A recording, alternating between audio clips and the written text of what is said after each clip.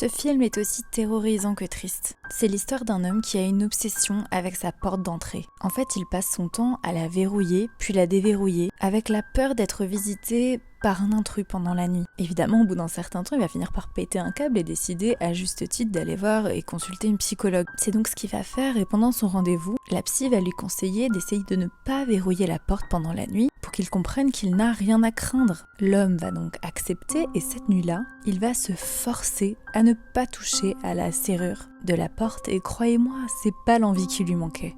Et malheureusement, pendant la nuit, un monstre entrera en effet dans la maison et lui amputera les 2 mains à l'aide d'une machette. Alors, je sais c'est trash, laissez-moi vous expliquer ce qui s'est passé. En réalité, l'homme de notre histoire avait une fille très mignonne. Il y a quelques années, le père a un soir oublié de verrouiller sa porte et la petite est sortie pendant la nuit. Au bout de seulement quelques minutes, elle s'est faite percuter par une voiture passant par là. Rongé par la culpabilité de ce qui s'était passé avec sa fille, le père avait développé une obsession pour le verrou de la porte, se disant que s'il l'avait verrouillé, ce jour-là, sa petite serait encore avec lui. Finalement, le monstre de cette histoire n'est peut-être que dans sa tête. Moi, je pense que c'est la représentation de la culpabilité qu'il ressent en forme humaine. Et toi, t'en penses quoi ?